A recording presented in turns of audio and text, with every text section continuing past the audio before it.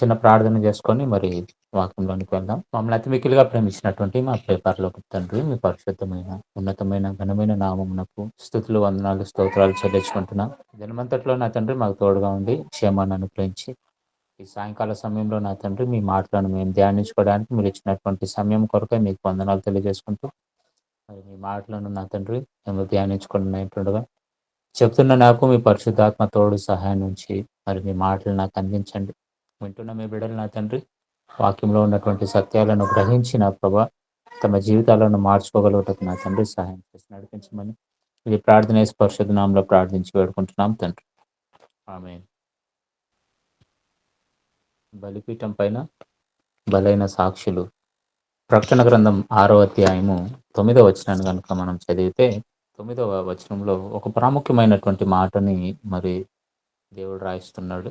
ఆయన 5వ ముద్రను విప్పినప్పుడు దేవుని వాక్యం నిమిత్తమును తాము ఇచ్చిన సాక్ష్యం నిమిత్తమును వధింపబడిన వారి ఆత్మలను బలిపీఠం క్రింద చూచి తిని. ఇక్కడ మనం చూసుకున్నట్లయితే మరి 5వ ముద్రను విప్పినప్పుడు జరిగినటువంటి ఒక సంఘటన లేదా దర్శనాన్ని మరి యోహాను గారు చూస్తే ఏమంటున్నాడు అంటే దేవుని వాక్యము నిమిత్తమును తాము ఇచ్చిన సాక్ష్యము నిమిత్తమును వధింపబడిన వారి ఆత్మలను బలిపీఠము క్రింద చూచితిని.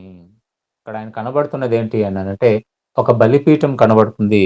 ఆ బలిపీఠం కింద దేవుని కొరకు మరి హతసాక్షులుగా మారబడినవారు అంటే దేవుని కొరకు సాక్ష్యము పలికి దేవుని గురించి మాట్లాడి దేవుని గురించి ప్రపంచానికి చెప్పినటువంటి వారు వధింపబడిన వారయట ఆ బలిపీఠం కింద ఉన్నట్లుగా మరి ఇక్కడ రాయబడుతున్నది. మరి సాక్షులు అనేక మంది ఉన్నట్లుగా అనేక మంది మరి అక్కడ దేవుని ఎదుట ప్రార్థిస్తున్నట్లుగా మనకి కనబడుతుంది. కాబట్టి సాక్షులు అనగానే మనకి మొదటిగా గుర్తు రావాల్సినది ఏంటి అని అంటే దేవుని కొరకు సాక్ష్యం పలికిన వారు.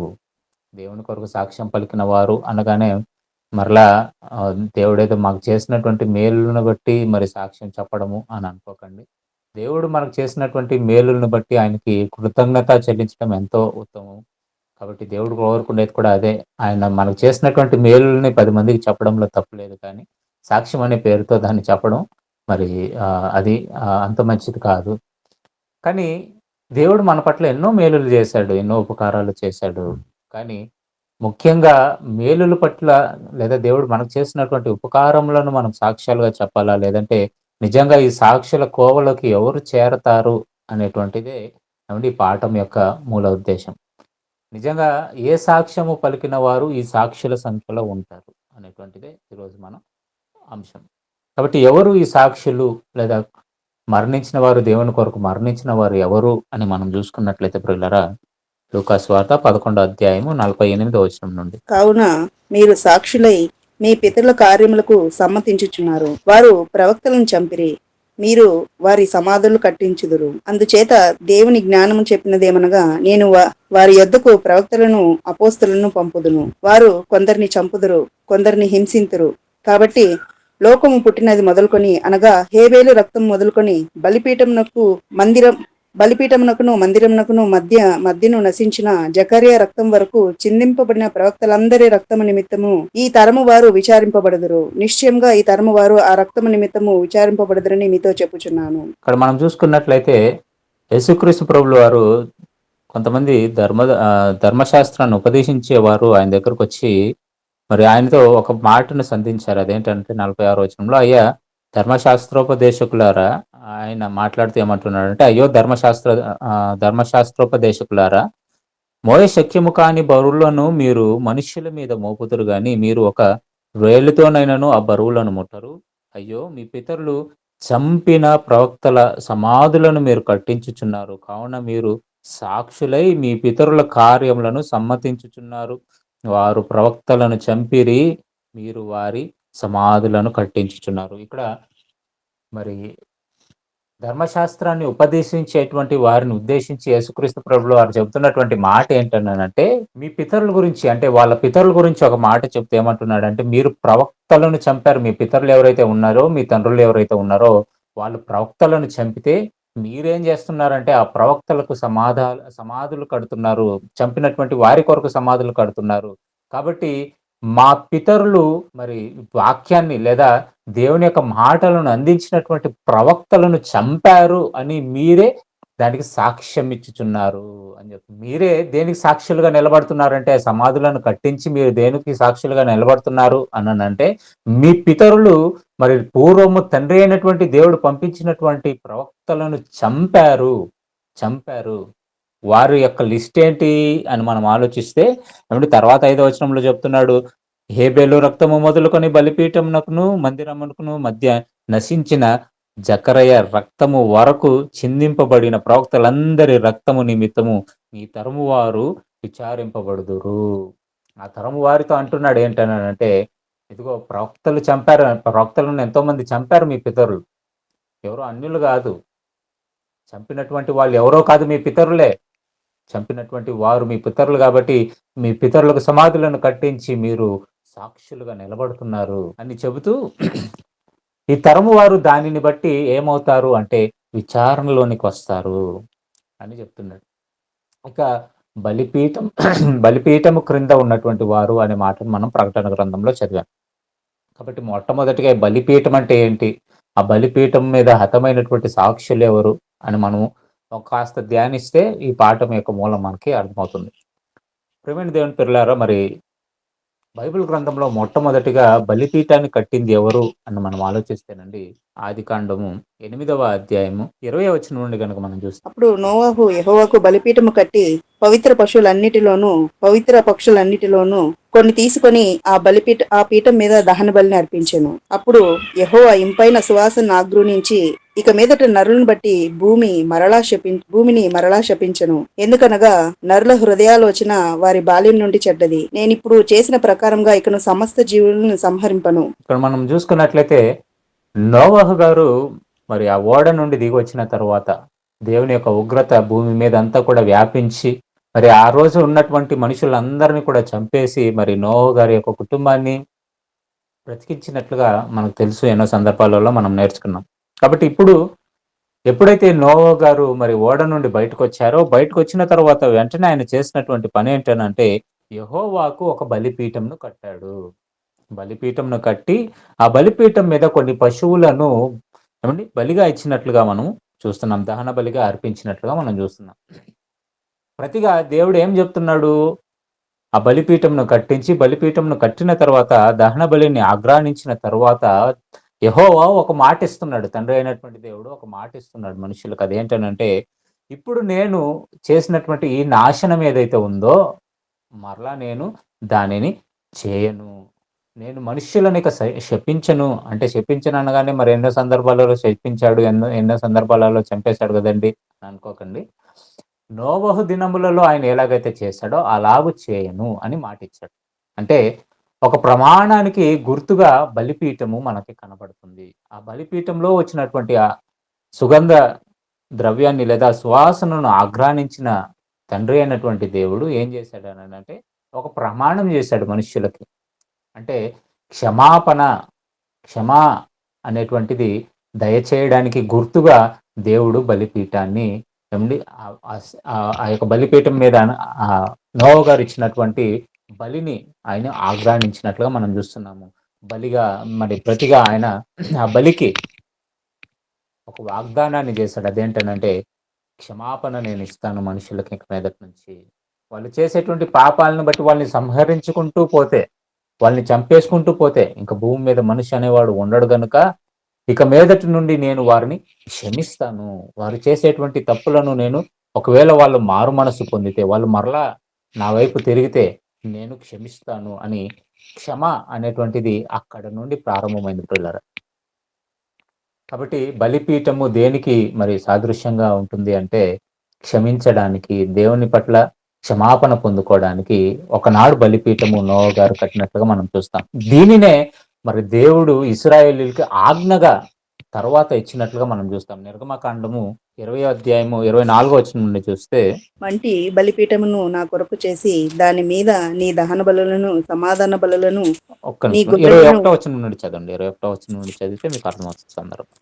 ప్రజలు దూరంగా నిలిచిరి. మోషే దేవుడున్న ఆ గాఢాంధకారమునకు సమీపింపగా యెహోవా మోషేతో ఇట్లనెను, ఇశ్రాయేలుతో ఇలాగ చెప్పుము, నేను ఆకాశం నుండి మీతో మాట్లాడిందని మీరు గ్రహించితిరి. మీరు నన్ను కొలుచుచు వెండి దేవతలనైనను బంగారు దేవతలనైనను చేసుకొనకూడదు. మంటి బలిపీఠమును నా కొరకు చేసి దాని మీద నీ దహన బలులను సమాధాన బలులను నీ గొర్రెలను నీ ఎద్దులను అర్పింపవలెను. నేను నా నామమును జ్ఞాపకార్థముగా నుంచి ప్రతి స్థలములోనూ నీ యొద్దకు వచ్చి నిన్ను ఆశీర్వదించెదను. నీవు నాకు రాళ్లతో బలిపీఠమును చేయినప్పుడు మలచిన రాళ్లతో దాన్ని కట్టకూడదు. దానికి నీ పనిముట్టు తగలనిచ్చిన ఎడల అది అపవిత్రమగును. మరియు నా బలిపీఠం మీద నీ దిగంబరత్వము కనబడక ఉండునట్లును మెట్ల మీదుగా దాన్ని ఎక్కకూడదు. ఇక్కడ మనం చూసుకున్నట్లయితే మొట్టమొదటి సందర్భం బలిపీఠాన్ని దేవుడు కట్టమని చెప్పి మోషేకి ఆజ్ఞాపిస్తున్నటువంటి సందర్భం.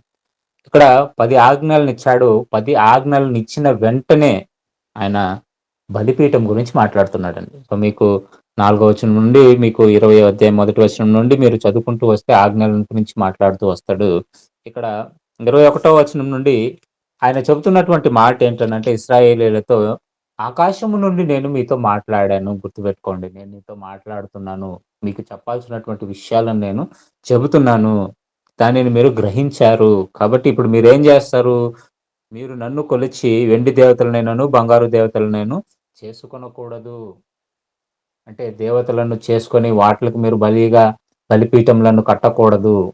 ఎందుకంటే అప్పటి వరకు కూడా ఏమిటి ఎన్ని దేవతలు ఉన్నాయో, ఎన్ని దేవుళ్ళు ఉన్నారో వాళ్ళకందరికి కూడా బలిపీఠాలను కట్టేసి బలులు అర్పించేటువంటి వారు. కాబట్టి అన్య దేవతలకు మీరు కట్టకూడదని చెప్పి ఒక భిన్నమైనటువంటి మట్టి బలిపీఠమును మీరు కట్టాలి. మట్టి బలిపీఠమును నా కొరకు చేసి దాని మీద నీ దహన బలులను, సమాధాన బలులను, నీ గొర్రెలను, నీ ఎద్దులను అర్పింపవలను. నేను నా నామమును జ్ఞాపకార్థంగా నుంచి ప్రతి స్థలములోనూ నీ ఎద్దకు వచ్చి నిన్ను ఆశీర్వదించేదను. రెండవదిగా బలిపీఠము ఆశీర్వాదానికి సూచనగా ఉంది పిల్లరా. మొదటిగా క్షమాపణకి గుర్తుగా మనం చూస్తున్నాం బలిపీఠం కట్టబడడం. రెండవదిగా దేవుడికి వాళ్ళకు వాగ్దానం చేస్తూ మిమ్మల్ని క్షమిస్తూనే మిమ్మల్ని మరలా నేను ఆశీర్వదిస్తాను అనే మాట కూడా దేవుడు ఇక్కడ ఇశ్రాయేలీయులతో చెప్తున్నట్లుగా మనం చూస్తున్నాం. కాబట్టి మీరు క్షమింపబడాలి అని అన్నా, ఆశీర్వదింపబడాలి అని అన్నా, మీరు చేసినటువంటి ప్రతి పాపమునకు దహన బలులను మరి మీరు అర్పించాలి. దహన బలుల ద్వారా మీరు క్షమాపణ పొందుకుంటారు. ఆ పశువు ఏదైతే బలి అవుతుందో, మీరు అర్పించేటువంటి పశువు ఏదైతే ఉందో అది అర్పింపబడినప్పుడు మీరిచ్చినటువంటి ఆ పశువును బట్టి మీ పాపములను నేను క్షమిస్తాను అని దేవుడు వాగ్దానం చేశాడు. తర్వాత కాలంలో అంతా కూడా మనం ఆలోచిస్తానండి ఇశ్రాయేలీలు మరి దహన బలులను అర్పిస్తూ యెహోవాకు మొక్కుబడులను చేసుకుంటూ వారి జీవితాలలో అనేక బలులను దేవునికి అర్పిస్తూ వచ్చారు. ఆ బలిపీఠం మీద కట్టి దానిని అర్పిస్తూ వచ్చారు. కానీ క్రొత్త నిబంధనకు వచ్చేసరికి బలిపీఠము యొక్క పదము లేదా దాని యొక్క స్థలము దేవుడు మార్చినట్లుగా మనం చూస్తాం. హెబ్రీయులకు రాసినటువంటి పత్రిక 13వ అధ్యాయము 11వ వచనం ఉంది. వేటి రక్తము పాప పరిహారార్థంగా పరిశుద్ధ స్థలంలోనికి ప్రధాన యాజకుని చేత తేబడెను. ఆ జంతువుల కళేబరములు శిబిరమునకు వెలుపట దహింపబడును. కావున యేసు కూడా తన స్వరక్తము చేత ప్రజలను పరిశుద్ధపరచుటకై గవిని వెలుపట శ్రమ పొందెను. కాబట్టి మనం ఆయన నిందను భరించుచు శిబిరము వెలుపలికి ఆయన ఎద్దకు వెళ్ళిదము. ఇక్కడ పౌలు గారు హెబ్రీయులకు రాస్తే ఈ పత్రికని ఎక్కువగా ఈ పత్రిక దేని గురించి మీకు ఉద్దేశించి ఉంటుందని అంటే ఎక్కువగా ధర్మశాస్త్ర సంబంధమైనటువంటి ఆచారాలను పౌలు గారు ఏ విధంగా క్రొత్త నిబంధనకి యేసుక్రీస్తు ప్రభువు వారు సాదృశ్యంగా ఉన్నారో అనేటువంటిది అంటే పాత నిబంధన ఎలా కొట్టివేయబడుతుందో క్రొత్త నిబంధనకి అది ఎలా మార్చబడుతుందో అని చెబుతూ పాత నిబంధనలో ఉన్నటువంటి ఆచారాలను ముందుకు తీసుకొని వస్తూ అది క్రొత్త నిబంధనకి ఎలా మార్చబడింది, క్రొత్త నిబంధనలో ఎలా మార్చబడింది అనే దాని గురించి ఎక్కువగా హెబ్రీయులకు రాసినటువంటి పత్రికలో మీకు వివరిస్తుంటాడు. కాబట్టి ఇక్కడ ఏమని చెప్తున్నాడు అని మనం ఆలోచిస్తే ఒకనాడు ఏం చేశారు అని అంటే పరిశుద్ధ 10వ వచనంలో మనకొక బలిపీఠం ఉన్నది, దాని సంబంధమైన వాటిని తినుటకు గుడారంలో సేవ చేయ వారికి అధికారం లేదు. వేటి రక్తము పాప పరిహారార్థముగా పరిశుద్ధ స్థలములోనికి ప్రధాన యాజకుని చేత తేబడునో ఆ జంతువుల కళేబరములు శిబిరమునకు వెలుపట దహింపబడెను. ఇక్కడ బలి పశువులను గురించి మాట్లాడుతూ ఆ రక్తమట ఆ బలి పశువుల యొక్క రక్తము పరిశుద్ధపరచుచున్నది, మనుషులను పవిత్రపరచుచున్నది అని చెప్తున్నాడు. అంటే బలిపీఠము పవిత్రతకు లేదా ఒక వ్యక్తిని పరిశుద్ధపరచుటకు సాదృశ్యంగా ఉంది. అంటే ఆ రక్తం ఏదైతే అక్కడ చిందింపబడుతుందో ఆ రక్తము ద్వారా క్షమాపణ అనేటువంటిది లేదా పరిశుద్ధత అనేటువంటిది మనకు వస్తుంది.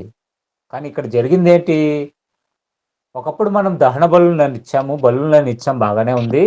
కానీ ఇప్పుడు ఆ బలిపీఠము మీద ఎవరు దహించబడ్డారు అని మనం ఆలోచిస్తేనట, యేసుక్రీస్తు ప్రభుల వారు ఆ స్థానాన్ని తీసుకున్నారు అని తర్వాత మీకు 12వ వచనంలో కావున యేసు కూడా తన స్వరక్తము చేత ప్రజలను పరిశుద్ధపరచుటకై గవని వెలుపట శ్రమ పొందెను. ఇక్కడ యేసుక్రీస్తు ప్రభుల వారి యొక్క రక్తమట అది మనుష్యులను పరిశుద్ధపరచుటకు అని రాయబడింది. అంటే బలిగా తనని తాను ఆ బలిపీఠం మీద అర్పించుకున్నాడు. ఇంతకీ బలిపీఠం అంటే అర్థం ఏంటి ఇప్పుడు? ఒకనాడు బలిపీఠాన్ని కట్టి ఆ బలిపీఠం మీద దహన బలులను ఇచ్చారు. మరి యేసుక్రీస్తుని ఏ బలిపీఠం మీద దహన బలిగా ఇచ్చారు చెప్పండి? సిలువ మీద. ఆయన శిలువ మీద మరణించాడు. కానీ ఎక్కడ మరణించాడో కూడా చెప్తున్నాడు చూడండి అక్కడ. ఎక్కడ మరణించాడట? గవిని వెలపట శ్రమ పొందెను. గవిని వెలపట శ్రమ పొందెను. అంటే ఒక శ్రేష్టమైనటువంటి స్థలంలో కూడా అతన్ని చంపలేదు గానీ, గవిని వెనకంటే ఊరవతల తీసుకొని వెళ్లి చంపారు. ఒక మాటలో చెప్పాలంటే. ఏవండీ? ఊరవతల చంపే వాళ్ళని అత్యధికంగా పాపము చేస్తూ ఏవండీ ఈ కాలంలో లేదు కానీ, ఒక కాలంలో ఈ పల్లెటూర్లలో కొన్ని ఆచారాలు ఉండేవండి. వాళ్ళ ఊర్లో ఎవరైనా అత్యధికమైనటువంటి తప్పు లేదా పాపం చేస్తే ఊరు నుండి బహిష్కరిస్తారు వాళ్ళని. ఇక ఊర్లో వాళ్ళు ఎవరు కూడా వాళ్ళతో మాట్లాడకూడదు. ఊర్లో వాళ్ళు ఎవరు కూడా వాళ్ళకి ఆహారం సంబంధమైనటువంటిది ఏది ఇవ్వకూడదు. అసలు వాళ్ళతో మాటలే ఉండకూడదు. వాళ్ళని ఊర్లోనికి కూడా రానివ్వకూడదని చెప్పి ఏమని ఆజ్ఞలను పెట్టి ఊరు నుండి బయటకు పంపించేస్తారు. యేసుక్రీస్తు ప్రభుల యొక్క పరిస్థితి కూడా అలాగే ఉంది.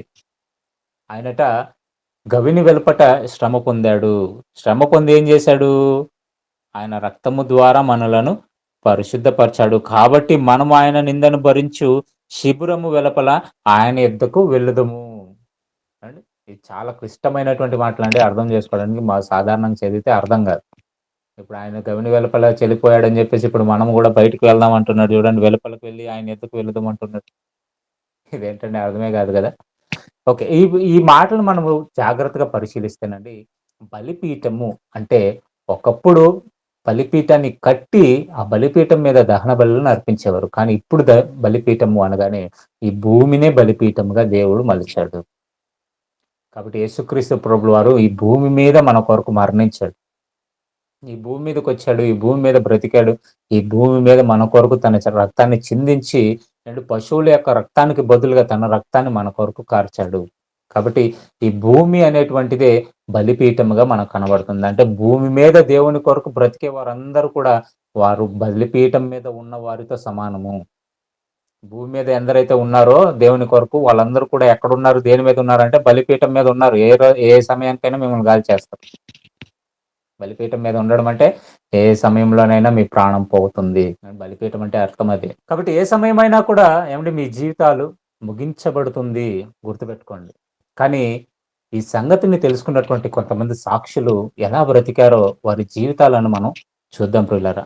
యేసుక్రీస్తు ప్రభువు వారు ఒక మాటను మాట్లాడుతూ లూకాసు వార్త 20వ అధ్యాయం 9వ వచనంలో ఒక మాట చెప్తారు. అంతటా ఆయన ప్రజలతో ఈ ఉపమానము చెప్పసాగిన. ఒక మనుష్యుడు ద్రాక్ష తోట నాటించి కాపులకు గుత్తకిచ్చి దేశాంతరం పోయి బహుకాలం ఉండెను. పంట కాలమందు అతడు ఆ ద్రాక్ష తోట పంటలో తన భాగం ఇమ్మని ఆ కాపుల ఎద్దుకు ఒక దాసిని పంపగా ఆ కాపులు వానిని కొట్టి వట్టి చేతులతో పంపివేసిరి. మరలా అతడు మరియొక దాసిని పంపగా వారు వానిని కొట్టి అవమానపరిచి వట్టి చేతులతో పంపివేసిరి. మరలా అతడు మూడో వాణ్ణి పంపగా వారు వానిని గాయపరిచి వెలుపలికి త్రోసివేసిరి. అప్పుడు ద్రాక్ష తోట యజమానుడు నేనేమి చేతును? నా ప్రియ కుమార్ని పంపుదును. ఒకవేళ వారు అతని సన్మానించెదరనుకొనెను. అయినను ఆ కాపులు అతన్ని చూచి ఇతడు వారసుడు, ఈ స్వాస్యము మనదగునట్లు ఇతనిని చంపుదం రండని ఒకరితోనొకరు ఆలోచించుకొని అతనిని ద్రాక్ష తోట వెలుపలికి త్రోసివేసి చంపిరి. కాబట్టి ఆ ద్రాక్ష తోట యజమానుడు వారికి ఏమి చేయును? అతడు వచ్చి ఆ కాపులను సంహరించి తన ద్రాక్ష తోటను ఇతరులకు ఇచ్చునని ఆయన చెప్పగా వారు విని అట్లు కాకపోవును కాకనిరి. ఆయన వారిని చూచి అలాగైతే ఇల్లు కట్టువారు నిషేధించిన రాయి మూలకు తలరాయి ఆయను అని వ్రాయబడిన మాట ఏమిటి? ఈ రాతి మీద పడువాడు ప్రతివాడును తునకలైపోవును గాని అది ఎవని మీద పడునో వానిని నలిచివేయనెను. ఇక్కడ మనం చూసుకున్నట్లయితే ఈ ఉపమానాన్ని చెబుతూ ఒకానొక సందర్భంలో ఒక మనుష్యుడు ఉన్నాడంట. ఆ మనుషుడికి ఒక ద్రాక్ష తోట ఉంది. అది కొంతమందికి ఏమంటే గుత్తకిచ్చినట్లుగా మనకి కనబడుతుంది. అయితే వీళ్ళు ఏం చేశారంట, తర్వాత ఆయన ఏం చేశాడంటే తన దాసులను పంపించడం ప్రారంభించాడు. పోండి అక్కడ ఎలా ఉంది పరిస్థితి చూసుకొని రండి అని చెబుతూ వాళ్ళని పంపిస్తున్నప్పుడట వాళ్ళందరినీ కూడా వీళ్ళు చంపడం ప్రారంభించారంట. అయితే వెళుతున్న ప్రతి దాసుడు కూడా తిరిగి రాకపోవడం చూసి మరలా ఆ మనుషుడు ఏం చేస్తున్నాడంటే తన ప్రియ కుమారుడిని పంపించాడట. అయితే ఎప్పుడైతే తన ప్రియ కుమారుడిని పంపించాడో అప్పుడు వాళ్ళందరూ కూడా భయపడి ఒకవేళ మారుతారేమో అని ఆశపడి వాళ్ళ దగ్గరకు పంపిస్తున్నట్టు. వాళ్ళేం చేశారంటే, ఇప్పటివరకు మనం చంపిందంతా కూడా ఏవండీ ఒక్క దాసులని వాళ్ళని చంపడం వలన మనకేం ప్రయోజనం లేదు. ఉత్తతోల్ని మాత్రమే మనం చంపాము. కానీ ఇప్పుడు కుమారుడొచ్చాడు. ఇతన్ని గనక మనం చంపేస్తే ఇక ఇదంతా కూడా మనదే అయిపోతుంది అనేటువంటి ఉద్దేశ్యంతో, ఆలోచనతో వీళ్ళేం చేశారు అననంటే, అంటే కుమారుడిని కూడా చంపారట. అంటే ఈ ఉపమానంలో ఏం చెప్పాలని ఉద్దేశిస్తున్నాడు అనంటే తర్వాత ఏవండీ మీకు 19వ వచనంలో ప్రధాన యాజకుల గురించి, శాస్త్రుల గురించి ఉంటుంది. అంటే వాళ్ళని ఉద్దేశించి చెప్తున్నాడు ఈ మాటలన్నీ గూడా. కాబట్టి ముఖ్య ఉద్దేశ్యం ఏంటిది? యేసుక్రీస్తు ప్రభువారు చెబుతున్నటువంటి మాటల ముఖ్య ఉద్దేశ్యం ఏంటో మనం ఆలోచిస్తేనండి, లూకాసు వార్త 13వ అధ్యాయము 34వ వచనం. యెరూషలేమా యెరూషలేమా, ప్రవక్తలను చంపుచు నీ యొద్దకు పంపబడిన వారిని రాళ్లతో కొట్టుచు ఉండుదానా, కోడి తన పిల్లలను తన రెక్కల క్రింద ఎలాగూ చేర్చుకొనునో అలాగే ఎన్నో మార్లు నేను నీ పిల్లలను చేర్చుకొనవలెనని ఉంటిని గాని మీరొల్లకపోతిరి. ఇదిగో మీ ఇల్లు మీకు పాడుగా విడవబడుచున్నది. ప్రభు పేరిట వచ్చివాడు స్తుతింపబడును గాకని మీరు చెప్పు వరకు మీరు నన్ను చూడరని మీతో చెప్పుచున్నాను నేను. చాలండి. ఇక్కడ మనం చూసుకున్నట్లయితే ఏమని చెప్తున్నాడు? యెరూషలేమా యెరూషలేమా, ప్రవక్తలను చంపుదానా అండ్ ప్రవక్తలను చంపారట. అండి అనేక మంది ప్రవక్తలు ఏమండి పాత నిబంధనలో ఉన్నటువంటి అనేక మంది ప్రవక్తలు చంపబడ్డారు. అది మరి మీరు ఇందాక చదివినటువంటి మాటలలో మీరు లూకాసు వార్త 11వ అధ్యాయంలో మీరు చదివారు. ఆదాము మొదలుకొని బరకే కుమారుడైనటువంటి జకర్యా వరకు కూడా మీరు చంపబడినటువంటి వారి యొక్క రక్తము అంటే మీ మీద సాక్ష్యంగా నిలబడుతుందని యేసుక్రీస్తు ప్రభువారు మాట చెప్పారు. కాబట్టి కొంతమంది ప్రవక్తలను వీళ్ళు చంపారు. మీరు చంపారు అని చెప్తున్నాడు. ఈ ప్రవక్తలను మీరు ఎందుకు చంపారు అనంటే, నా కొరకే, నా నిమిత్తం వాళ్ళు మాట్లాడితే నన్ను చంపారు అని చెప్తున్నాడు. ఏమండి ఒక ఇద్దరు ప్రవక్తలను గురించి మనము ఏమండి ఈ సందర్భంలో చూసుకుందాం. ఇర్మియా గ్రంథము 26వ అధ్యాయము, ఇర్మియా గ్రంథం క్షమించాలి. ఇర్మియా గ్రంథం 26వ అధ్యాయము 20వ వచనం నుండి చూస్తే, మరియు కిర్యత్యారీము వాడైన షమయ కుమారుడగు ఊరియాయను ఒకడు యెహో నామమును బట్టి ప్రవచించుచుండెను. అతడు ఇర్మియా చెప్పిన మాటల రీతిన ఈ పట్టణమునకు విరోధముగాను ఈ దేశమునకు విరోధముగాను ప్రవచించును. రాజైన యెహోయాకీమును అతని శూరులందరూ ప్రధానులందరూ అతని మాటలు వినిన మీదట రాజు అతన్ని చంపచూచుచుండగా ఊరియా దాన్ని తెలుసుకొని పారిపోయి ఐగుప్తు చేరెను. అప్పుడు రాజైన యెహోయాకీము అక్బోరు కుమారుడగు ఎల్నాతానును అతనితో కొందరిని ఐగుప్తునకు పంపెను. వారు ఐగుప్తులో నుండి ఊరియాను తీసుకుని వచ్చి రాజైన యెహోయాకీము వద్దకు చేర్చగా ఇతడు ఖడ్గముతో అతన్ని చంపి సామాన్య జనులను సమాధులలో అతని కళేబరను వేయించెను. ఇలాగ జరగగా షాపాను కుమారుడైన అహీకాము ఇర్మియాకు తోడై ఉన్నందున అతన్ని చంపుటకు వారు జనుల చేతికి అతన్ని అప్పగింపలేదు. ఇక్కడ మనం చూసుకున్నట్లయితే ఊరియా అనేటువంటి ఒక ప్రవక్త మనకి కనబడుతున్నాడు. ఇతడు యెర్మియా దేన్నైతే ప్రకటిస్తున్నాడో, యెర్మియా ఆ కాలంలో మరి రాజులందరినీ కూడా హెచ్చరిస్తూ మీరందరూ కూడా మారు మనసును పొందాలి, మీరు దేవుని వైపుకు తిరగాలి, మీరు విగ్రహాలను ఆరాధిస్తున్నారు, దేవునికి అయిష్టమైనటువంటి పనులను మీరు చేస్తున్నారు కాబట్టి మీరు మనస్సును మీరు మార్చుకోవాలి, లేకపోతే మీరు బబులోను రాజు కింద బానిసలుగా వెళ్ళిపోతారు, దేవుడు దానిని మీ కాలంలో జరిగిస్తాడు కాబట్టి భయపడండి దేవునికని యెర్మియా దేన్నైతే ప్రకటించాడో సేమ్ అలాగే ఏమండి ఈ ఊరియా అనేటువంటి ఒక ప్రవక్త కూడా అలాగే ప్రకటిస్తూ వచ్చాడట. కానీ ఇక్కడ ఏం జరిగింది? యెహోయాకీము అనేటువంటి రాజు ఏం చేశాడు అనంటే అతన్ని చంపాలని ఆలోచించాడండి. ఏమండి మారు మనస్సు కొరకు ప్రకటిస్తున్నటువంటి ఏమండి ఒక వ్యక్తిని లేదా ఒక ప్రవక్తని వీళ్ళు చంపాలనుకుంటున్నారట. అండి ఈ యూదులు లేదా ఇశ్రాయేలీలు ఎంత మోసకరమైనటువంటి ప్రజలంటే ఏమండి దేవుని భయాన్ని చెబుతున్నటువంటి వారిని చంపజూస్తున్నారు. అలాగే ఏం చేశాడు అనంటే యెహోయాకీము ఏమిటి అతను ఐగుప్తు దేశానికి పారిపోయినా అక్కడ నుండి మరలా తెప్పించి ఏమండి అతన్ని చంపినట్లుగా అంటే చంపిన తర్వాత ఏం చేశాడో తెలుసా? సామాన్యులను ఏమిటి పాతి పెట్టేటువంటి సమాధుల దగ్గర పాతి పెట్టాడండి. ఏమిటి ప్రవక్తలకు సెపరేట్‌గా ఉంటాయి సమాధులు వాళ్ళ కాలంలో. ప్రవక్తలకు సెపరేట్‌గా ఉంటాయి. ప్రవక్తలను ఎక్కడైతే పాతి పెట్టాలో అక్కడే పాతి పెట్టాలి. ఒక సామాన్యుల దగ్గర పాతి పెట్టాడు అనంటే ఇతని ఉద్దేశ్యం ఏంటి చెప్పండి? యెహోయాకీము ఉద్దేశ్యం ఏంటనంటే ఇతడు ప్రవక్త గాదు. ప్రవక్తగా పిలువబడడానికి అనర్హుడు. ఎందుకనంటే మనకు విరోధంగా, మన దేశానికి విరోధంగా, మన ప్రజలకు విరోధంగా మాట్లాడుతున్నాడు. దేవుడు మనల్ని చంపేస్తాడంట. దేవుడు మనల్ని శిక్షిస్తాడంట. దేవుడు మనల్ని నరకానికి పంపించేస్తాడంట అని ప్రకటిస్తుంటే, ఏ దేవుడు మనకి ఇలాంటి ఒక గతిని ఎందుకు తీసుకొనొస్తాడు? కాబట్టి చంపేయండి అతన్ని. ఏమంటే విరోధంగా మాట్లాడుతున్నారు అని చంపేయడానికి చూసారట. చూడడమే కాదు చంపేశారు గూడా. అంటే మరొక ప్రవక్తను మనం చూసుకున్నట్లయితే దినవృత్తాంతముల 2వ గ్రంథము 24వ అధ్యాయము 20వ వచనం నుండి. అప్పుడు దేవుని ఆత్మ యాజకుడకు యెహోయాదా కుమారుడైన జకర్యా మీదికి రాగా, అతడు జనుల ఎదుట నిలబడి, మీరెందుకు యెహోవా ఆజ్ఞలు మీరుచున్నారు? మీరు వర్ధిల్లరు. మీరు యెహోవాను విసర్జించితిరి గనుక ఆయన మిమ్మల్ని విసర్జించి ఉన్నాడని దేవుడు సెలవిచ్చుచున్నాడు అనెను. అందుకు వారు అతని మీద కుట్ర చేసి, రాజు మాటను బట్టి యెహోవా మందిర ఆవరణం లోపల రాళ్లు రువి అతని చావగొట్టిరి. అంటే ఇక్కడ మరొక ప్రవక్త మనకు కనబడుతున్నాడు. ఆయన పేరు ఏంటనంటే జకరయ్య. ఇతడు యెహోయాదా అనేటువంటి వ్యక్తి యొక్క కుమారుడు. ఆయన కూడా ఒక ప్రవక్తగా మనకు కనబడతాడు. మీరు 14వ వచనాన్ని ఒకసారి చదవండి. అక్కడ మీకు ఆయన గురించి రాయబడింది. అది సిద్ధమైన తర్వాత మిగిలిన ద్రవ్యంను రాజునొద్దకును యెహోయాదా యొద్దకును తీసుకుని రాగా, వారు దాని చేత యెహోవా మందిరపు సేవ యందు ఉపయోగపడునట్లును, దహన బలులను అర్పించుట యందు ఉపయోగపడునట్లును ఉపకరణములను, గరిటెలను, వెండి బంగారు ఉపకరణములను చేయించిరి. యెహోయాదా ఉన్న ఎన్ని దినములను యెహోవా మందిరంలో దహన బలులు నిత్యమును అర్పింపబడెను. యెహోయాదా ఎంత గొప్పవాడంటే తన కాలములోనట యెహోవా మందిరంలో జరగవలసినటువంటి సేవను తూచా తప్పకుండా జరిగించాడంట. ఆయన దినములన్నిటిలో కూడా బలులు అర్పించట్లో ఎలాంటి ఆటంకాలు లేకోకుండా ఈ బలులన్నీ అర్పించాడట. అలాంటి వ్యక్తి యొక్క కుమారుడు జకరయ్య. ఈ జకరయ్యకి యెహోవా వాక్కు వచ్చినప్పుడు అతను ఏమని చెప్తున్నాడు అని మనం ఆలోచిస్తే, మీరెందుకు యెహోవా ఆజ్ఞలను మీరుచున్నారు? మీరు వర్ధిల్లరు. మీరు యెహోవాను విసర్జించితిరి గనుక ఆయన మిమ్మును విసర్జించి ఉన్నాడని దేవుడు సెలవిచ్చుచున్నాడు అని అప్పుడు చెప్పాడండి. అది చెప్పగానే వెంటనే మరలా అక్కడ కూడా కుట్ర. ఎవరైతే దేవునికి భయపడండి అని చెప్తున్నారో వాళ్ళ మీద కుట్ర జరుగుతుంది ఇక్కడ. దేవుని పట్ల మీరు మారాలి. దేవుని యొక్క ఆలోచనలు మీరు అనుసరించాలి. దేవుని మాటలు మీరు గైకొని నడవాలని చెప్తున్నటువంటి ప్రవక్తలు ఎవరైతే ఉన్నారో వాళ్ళందరిని కూడా చంపేస్తున్నారండి. అంటే ఇశ్రాయేలీయులు ఎంత క్రూరులో మీకు అర్థం కావాలి ఇంకా. చాలా మంది ఇశ్రాయేలీయుల కొరకు, యూదుల కొరకు ప్రార్థన చేయండి, ప్రార్థన చేయండి. ఇప్పుడు ఏదో యుద్ధాలు చేస్తుండేసరికి వాళ్ళు ఏదో గొప్పవాళ్ళు. దేవుడు అత్యాధునిక టెక్నాలజీ వాళ్ళకి ఇచ్చేసాడు కాబట్టి వాళ్ళు కాపాడబడుతున్నారని అనుకుంటున్నారా? అది మీ పిచ్చితనమే. వాళ్ళు ఎంత క్రూరులో చెప్తున్నాడు. ప్రవక్తలను చంపేశారు.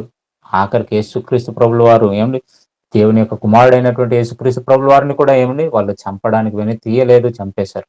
ఇక బైబిల్‌లో మనకి కొంతమంది ప్రవక్తలు ఎలా చనిపోయారో రాశారు అంతే. కానీ చాలా మంది ప్రవక్తలు ఎలా చనిపోయారో వాళ్ళ చావును గురించి మనకి బైబిల్‌లో దేవుడు ఎందుకో రాయించలేదు.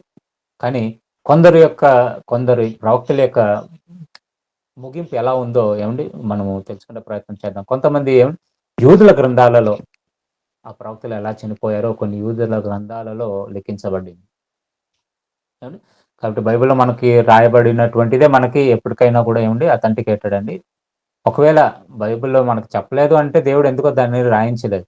కానీ కొన్ని సందర్భాలను మనం వేరే గ్రంథాలలో చదివినప్పుడు కూడా దానికి రిలేటెడ్‌గా దేవుడు కొన్ని విషయాలను రాయించాడని చెప్పడానికంటే కూడా కొంతమంది చరిత్రకారులు దాన్నంతటిని కూడా లిఖించారు. ఇక మనకు తెలిసినటువంటి ప్రవక్త యెషయా ప్రధాన ప్రవక్తలలో ప్రధాన ప్రవక్త మనకి యెషయా.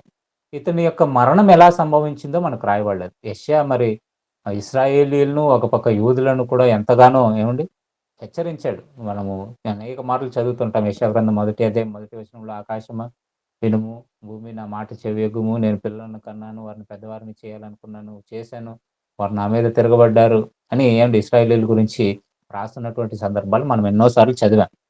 ఈ యెషయా ఎలా చనిపోయాడు అని ఒక యూదులకు సంబంధించినటువంటి ఒక గ్రంథంలో రాయబడింది. ఆయన ఎలా చనిపోయాడు అని అంటే, మనష్షే అయినటువంటి రాజు ఉన్నాడు. మీకు బాగా తెలుసు. మనష్షే అనేటువంటి ఒక రాజు ఉంటాడు, యూదుల రాజు.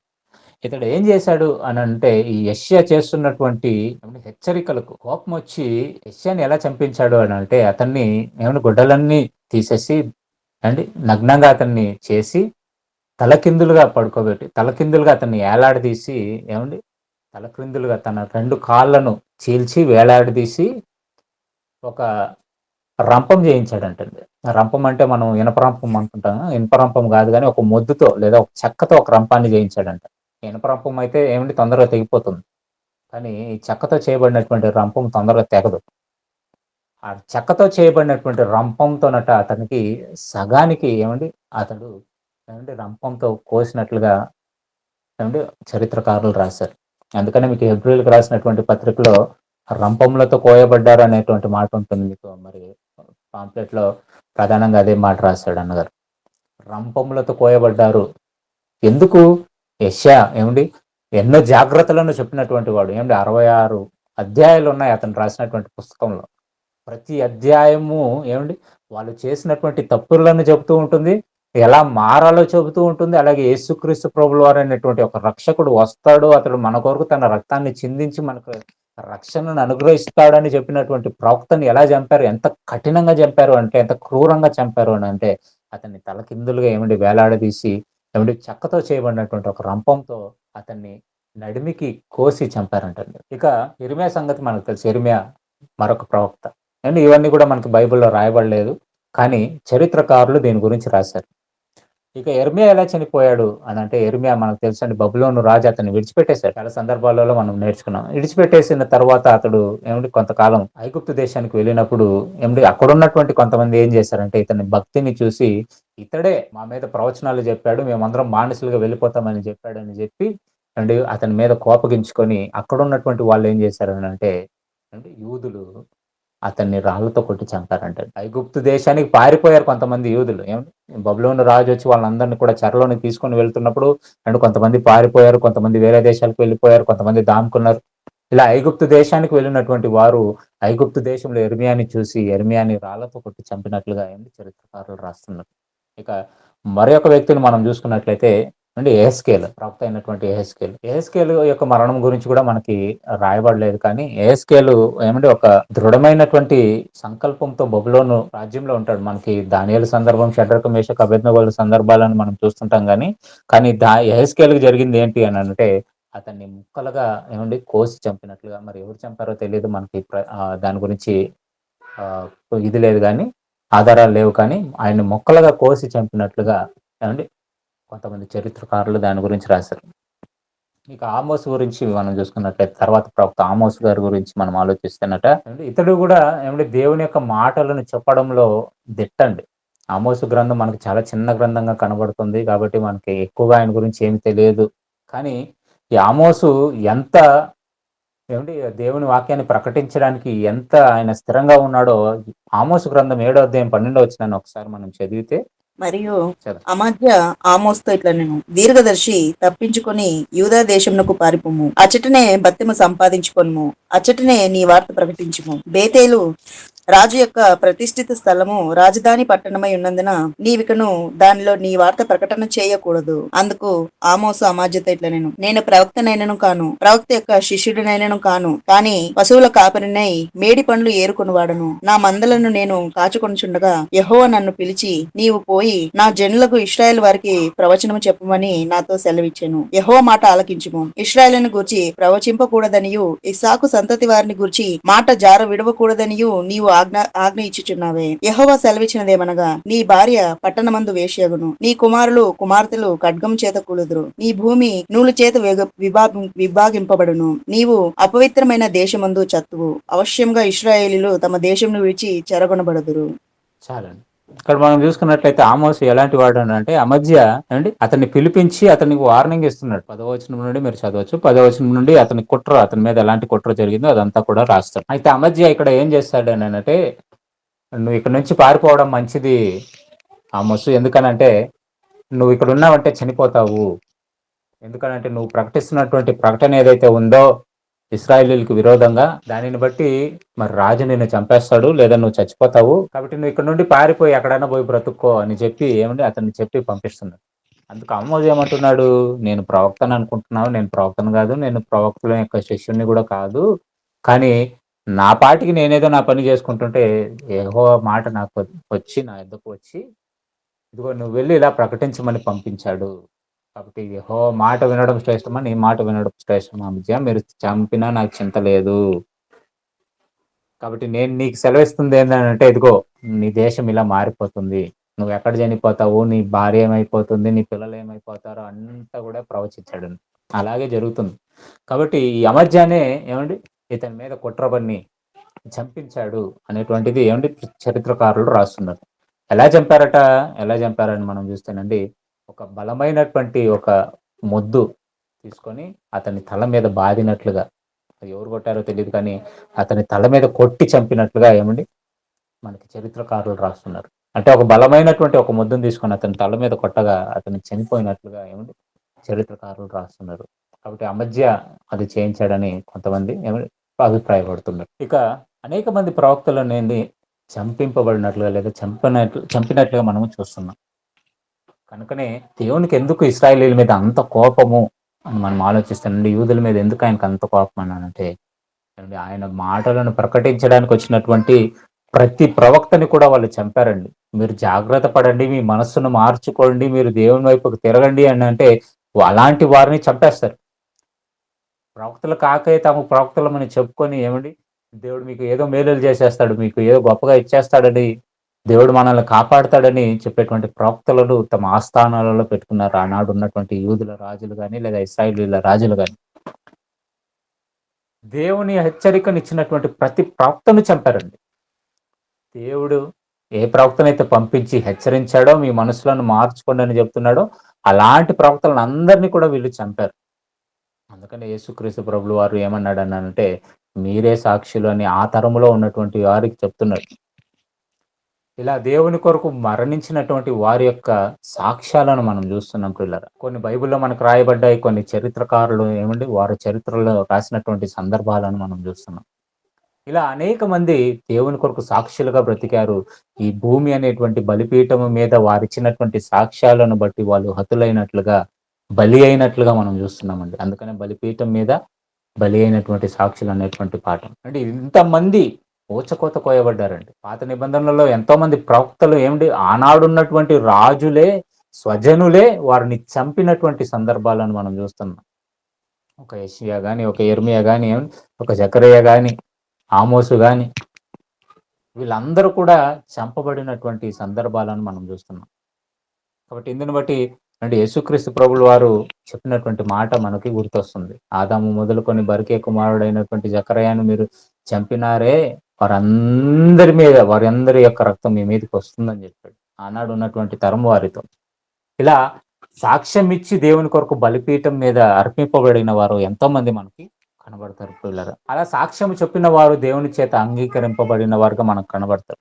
ఇక యేసుక్రీస్తు ప్రభులు వారు చెప్పినటువంటి మరొక మాటను మనం చూసుకున్నట్లయితే లూకా సువార్త 14వ అధ్యాయం 25, 26 వచనాలు కనుక మనం చూసినట్లయితే, బహుజన సమూహములు ఆయనతో కూడా వెళ్ళుచున్నప్పుడు ఆయన వారి తట్టు తిరిగి, ఎవడైనను నా యొద్దకు వచ్చి తన తండ్రిని, తల్లిని, భార్యను, పిల్లలను, అన్నదమ్ములను, అక్క చెల్లెండ్రను, తన ప్రాణమును సహా ద్వేషింపకుంటే వాడు నా శిష్యుడు కానేరడు. చాలండి. ఇక్కడ మనం చూసుకున్నట్లయితే యేసుక్రీస్తు ప్రభులు వారు ఆయన్ని వెంబడిస్తూ వస్తున్నటువంటి అనేక మందిని చూస్తున్నాడట. చూసి చెప్పినటువంటి మాట ఏంటి అని మనం ఆలోచిస్తానండి. ఎవడైనను నా యొద్దకు వచ్చి తన తండ్రిని, తల్లిని, భార్యను, పిల్లలను, అన్నదమ్ములను, అక్కచెల్లెండ్రులను, తన ప్రాణమును సహా ద్వేషించకుంటే వాడు నా శిష్యుడు కానేరడు. అనేక మంది వచ్చారంటండి. ఆయన వెంబడించుకుంటూ వచ్చారు. ఏమండి ఈ అధ్యాయం అంతా కూడా మీరు చదివితే అనేక మంది ఆయన వెంబడిస్తూ వస్తారు. వచ్చిన తర్వాత అనేక విషయాలను, పరలోక సంబంధమైనటువంటి విషయాలను యేసుక్రీస్తు ప్రభులు వారు చెప్తుంటే, ఆఖరకు వచ్చేసరికి ఏమిటి 15వ అధ్యాయం ఆఖరకు వచ్చేసరికి అనేక మంది ఆయన్ని విడిచిపెట్టి వెళ్ళిపోయినట్లుగా మనం చూస్తాం. కానీ దీంట్లో మనకు ప్రాముఖ్యమైనటువంటి విషయం ఏంటి అని మనం ఆలోచిస్తే, నీ ప్రాణమును సహా ద్వేషించాలి. ఈ క్రీస్తుకు మీరు శిష్యులుగా ఉండాలి అని అంటే, క్రీస్తుకు మీరు శిష్యులుగా ఉండాలి అనన్నా, సాక్షులుగా ఉండాలి అనన్నా, ప్రాణాన్ని సైతం మీరు ద్వేషించేవారుగా ఉండాలి. అంటే ఈ ప్రాణము నాది కాదు ఇది దేవునిదని ద్వేషించేవారుగా ఉండాలట. అంటే బలిపీఠం మీద బలి అయినటువంటి సాక్షులు మనకు కనబడ్డారు. అంటే వారి ప్రాణాలను కూడా తీస్తుంటే కూడా ఏమిటి వాళ్ళు భయపడలేదండి. ప్రవక్తలందరూ కూడా వాళ్ళని చంపుతుంటే వాళ్ళు భయపడలేదు. మరణానికైనా సిద్ధపడ్డారే తప్ప దేవుని యొక్క మాట నుండి వాళ్ళు వెనుదీయనట్లుగా మనం చూస్తున్నాం. అంటే బలి అయిపోవడానికి సిద్ధపడ్డారు. సాక్షులుగా బలి అయిపోవడానికి సిద్ధపడ్డారు. బలి అయిపోయారు కూడా. కానీ ఇక్కడ యేసుక్రీస్తు ప్రభువు వారు చెప్తున్నటువంటి మాట కూడా అదే. మీరిప్పుడు శిష్యులుగా ఉండాలి అనన్నా, సాక్షులుగా మీరు ఉండాలి అనన్నా, ప్రాముఖ్యమైనది ఏంటనంటే మీ ప్రాణాన్ని సైతం మీరు ద్వేషించే వారిగా మీరుండాలి. అంటే మనము కూడా ఇప్పుడు సాక్షులుగా నిలబడాలి అనన్నా, మనము కూడా దేవుని గురించి ప్రకటించాలి అనన్నా, దేవుని పనిలో మనం ఉండాలి అనన్నా, మన ప్రాణాన్ని సైతం మనం ద్వేషించేవారుగా ఉండాలని. ఏంటి ప్రాణానికి భయపడని వాడే దేవుని పనిని చేయగలడండి. అండి ఇలా ప్రాణత్యాగం చేసినటువంటి ఒక స్త్రీ గురించి ఏమండి ఒక వీడియో ఉంది. అది చూసిన తర్వాత మనం ముగించుకునే ప్రయత్నం చేద్దాం. ఒక వీడియో ఉంది. దాన్ని ప్లే చేస్తారు అన్నగారు. కాబట్టి దేవుడు చెప్పినటువంటి మాట ఏంటనంటే, మీరు సాక్షులుగా ఉండాలి అనన్నా, భూమి మీద మీరు సాక్షులుగా ఉండాలి అనంటే, ఈ బలిపీఠం మీద మీ ప్రాణాలున్నాయి. ఈ బలిపీఠం మీద మీ ప్రాణం ఎప్పుడు పోతుందో తెలియదు. అది ఎలా పోతుందో తెలియదు. కాబట్టి మీ ప్రాణాన్ని మీరు ద్వేషించేవారుగా ఉండాలి. అంటే దేవుని కొరకు మీ ప్రాణాన్ని సమర్పించేవారుగా ఉండాలని ఏమిటి దేవుడు ఆశపడ్డాడు.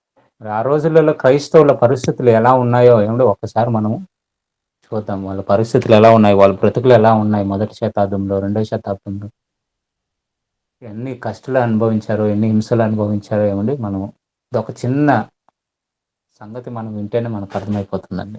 బైబిల్లో అపోస్తల కార్యాలు 7వ అధ్యాయంలో స్టెఫను హతసాక్షి కావడం చూడవచ్చు. అతన్ని చంపాలని ప్రజలు ద్వేషంతో అతన్ని చుట్టుకొని ఉన్నప్పుడు అతడు భయంతో బిక్కుబిక్కుమంటూ ఉండలేదు, కానీ వారందరి మధ్య దేవుని కీర్తిస్తూ వారికి సువార్త చేస్తున్నాడు.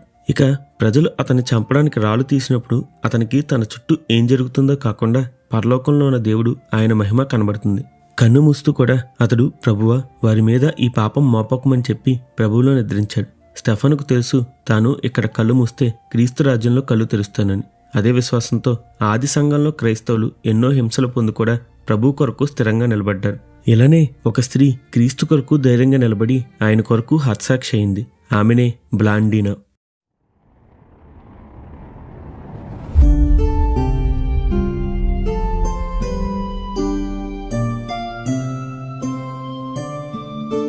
బ్లాండీనా గారు క్రీస్తు శకం 162వ సంవత్సరంలో ఫ్రాన్స్లో జన్మించారు. ఈమె తల్లిదండ్రుల గురించి, బాల్యం గురించి ఏ విధమైన సమాచారం లేదు, కానీ ఈమె ఒక బానిస బాలిక. ఈమె పనిచేస్తున్న యజమానులు క్రీస్తును తమ సొంత రక్షకునిగా అంగీకరించారు. అలా ఈమె యజమానురాలి విశ్వాసం, ఆమె చేసిన సువార్త ద్వారా బ్లాండీనా గారు కూడా క్రీస్తును తన సొంత రక్షకునిగా అంగీకరించారు. అయితే ఆది సంఘంలో క్రైస్తవ్యానికి, క్రైస్తవులకు ఎటువంటి స్వతంత్రం లేదు. ఆ కాలంలో ప్రజలు, ప్రభుత్వాలు వీరిని బహుగా చిత్రహింసలకు గురి చేసేవారు. కొందరు కావాలనే పనిగట్టుకుని లేని వార్తలు పుట్టించేవారు. అందులో ఒకటి, క్రైస్తవులు నరమాంసభక్షం చేస్తారని, రక్తం తాగుతారని ఒక పుకారు. అయితే క్రైస్తవులు తరచూ సంఘంగా కూడుకుని రొట్టె విరిచి ద్రాక్షరసపానం చేస్తారు. ఈ రొట్టె దేవుని శరీరానికి, ద్రాక్షరసం ఆయన మన కొరకు కాచిన రక్తానికి సాదృశ్యం. దీన్నే కొందరు మార్చి చెప్పడం వలన ప్రజలందరూ ఇదే నిజం అని నమ్మి క్రైస్తవులను ద్వేషించడం మొదలుపెట్టారు. అలాగే ఇంకొకటి, క్రైస్తవులు వావి వరుసలు మరిచి ఒకరితో ఒకరు వ్యభిచారం చేస్తారనే పుకారు. అయితే క్రైస్తవులు ఒకరిని ఒకరు సహోదరుడు, సహోదరిని అని పిలుచుకుంటారు.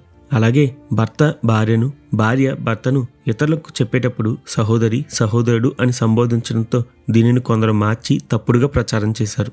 అంతేకాకుండా దీనిలో ఆ కాలంలో ప్రభుత్వాన్ని పాలించే రాజుల పాత్ర కూడా ఉంది. ఎందుకంటే క్రైస్తవులు ఎవరికీ మొక్కరు, విగ్రహారాధన చేయరు. కానీ ఆ కాలంలో రాజులు తమ విగ్రహాలను నిలవబెట్టి వాటికి పూజించమని ప్రజల చేత ఆరాధించబడేవారు. క్రైస్తవులు ఆ విధంగా చెయ్యని కారణం చేత ఏమాత్రం క్రైస్తవ్యం ప్రబలకూడదని, అలాగే ఎవరైతే క్రైస్తవులో వారిని కూడా చిత్రహింసలకు గురిచేసి క్రైస్తవ్యాన్ని రూపమాపాలని రాజులు ప్రయత్నం చేశారు.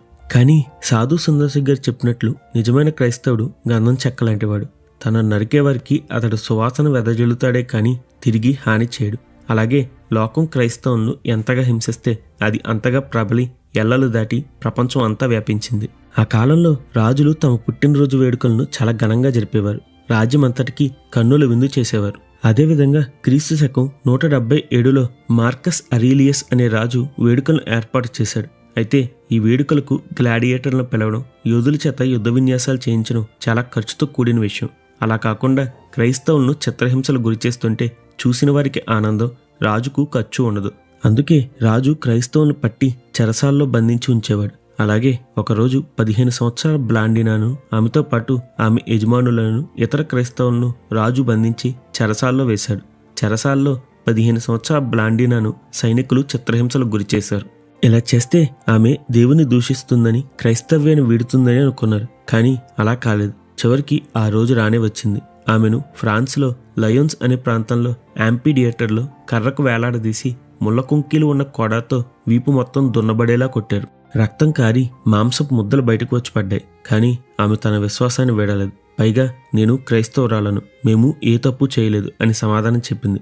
ఆమెను చంపడానికి వారు ఆకలితో ఉన్న సింహాలను విడిచిపెట్టారు. రక్తం కారుతున్న మాంసపు ముద్దలు ఊడిపడి ఉన్న ఏ సింహం ఆమె దగ్గరకు రాలేదు. కనీసం తమ నాలుకను కూడా ఆడించలేదు. సింహాలు ఏం చేయకపోయేసరికి ప్రజలందరూ ఆశ్చర్యపోయారు. ఆమె తిరిగి చెరసాల్లో వేశారు. ఆ తర్వాత రోజు మరలా పొతేనియస్ అనే 92 సంవత్సరాల దైవజనుడిని ఎర్రగా కాలుతున్న కుర్చీలో కూర్చోబెట్టారు. వృద్ధుడైన అతడు తన మాంసం ఉడుకుతున్నా సరే తన విశ్వాసాన్ని వీడలేదు. అతన్ని 2 రోజులు చెరసాల్లో ఉంచగా అతడు ప్రభువులో నిద్రించాడు. ఆ తర్వాత రోజు మరలా బ్లాండినాను యాంఫీథియేటర్కు తీసుకువచ్చారు. ఈసారి శాంక్టస్ అనే బోధకుడిని సున్నితమైన అతడి శరీర భాగాలను కాల్చుతూ క్రీస్తును విడవమన్నారు. అతడు బాధను భరించాడే కానీ తన విశ్వాసాన్ని వీడలేదు. ఇలా ఒక్కొక్కరిగా అందరికీ శిక్షలు విధిస్తూ కొందరిని సింహాలకు ఆహారంగా, కొందరిని దున్నపోతుల మధ్య పడేసి, కొందరిని కాలుతున్న కుర్చీలో కూర్చోబెట్టి, కొందరిని కాల్చి, ఇలా ఒక్కొక్కరిని ఒక్కోలా హింసిస్తూ వారి చిత్రహింసలను గురిచేయడం ప్రతిరోజు బ్లాండినాకు చూపేవారు. నిజానికి ప్రభుత్వంలో పౌరులకు ఒక శిక్ష, బయటివారికి ఒక శిక్ష. పౌరుల్లో క్రైస్తవులను శిరశ్ఛేదనం చేసేవారు, కానీ బయటివారిని ఇలా ప్రజలకు వేడుకగా చిత్రహింసలకు గురి చేసేవారు. బ్లాండినా యజమానులు ఆ రాజ్య పౌరులు కావున వారిని శిరశ్ఛేదం చేసి చంపారు. కానీ బానిస పౌరసత్వం లేని కారణంగా 15 సంవత్సరాల బ్లాండినాను ఆ రాజు చిత్రహింసలకు గురి చేశాడు. ఇక చివరి రోజు మరలా బ్లాండినా వంతు వచ్చింది. ఈసారి మరలా రాజు క్రీస్తును దూషించమని, క్రైస్తవ్యాన్ని వేడమని, తమ విగ్రహాలకు మొక్కమని బలవంతం చేశాడు. కానీ బ్లాండినా నేను క్రైస్తవురాలను, నేను ఏ తప్పు చేయలేదు, నా విశ్వాసం వీడను అని సమాధానం ఇచ్చింది. అంతే, ఆమెను అమాంతంగా తీసుకువెళ్లి బాగా ఎర్రగా కాలుతున్న కుర్చీలో కూర్చోబెట్టారు. ఆమె కేకలు వేస్తుంటే ప్రజలందరూ చప్పట్లు కొడుతూ ఆనందించారు. అప్పటికి ఆమె చావకపోయేసరికి ఆమెను వలలో వేసి దున్నపోతు ముందు వేశారు. ఆ దున్నపోతు ఆమెను కొమ్ములతో కొల్లబడిచి విడిచిపెట్టింది. అప్పటికి ఆమె చావకపోయేసరికి ఒక సైనికుడు కత్తి తీసుకుని వచ్చి ఆమెను పొడిచి చంపాడు. అక్కడ కూర్చున్న రాజు, ప్రజలు అందరూ ఆమె ఏ క్షణంలో క్రైస్తవ్యాన్ని వీడుతుందో, దేవుని దూషిస్తుందో అని చూశారు. వారి ఆశ నిరాశ అయింది. వారు కోరుకున్న ఆనందం వారికి దక్కలేదు. కానీ మీకు తెలుసా, బ్లాండినా బాధతో కేకలు వేసింది, కానీ చనిపోతూ కూడా దేవుని స్తుతించింది. ఆ రోజు చనిపోతూ కూడా ఆమె చూపిన ధైర్యం అక్కడ కూడిన ప్రజల్లో భయాన్ని మిగిల్చింది. అక్కడి ప్రజలు నిరాశతో ఇంటి ముఖం పట్టారు. కానీ బ్లాండినా ఎంతో ఆనందంగా తన తండ్రి ఇంటికి చేరింది. చూసారా, 15 సంవత్సరాల బానిస బాలిక బ్లాండినా ధైర్యం. దేవుడు చెప్తున్నాడు, ప్రయాసపడి భారం మోస్తున్న సమస్త జనులారా నా యొద్దకు రండి, నేను మీకు విశ్రాంతి కలుగజేస్తాను అని. దేవుడు అనుగ్రహించిన శాంతి లోకం ఇచ్చే శాంతి లాంటిది కాదు.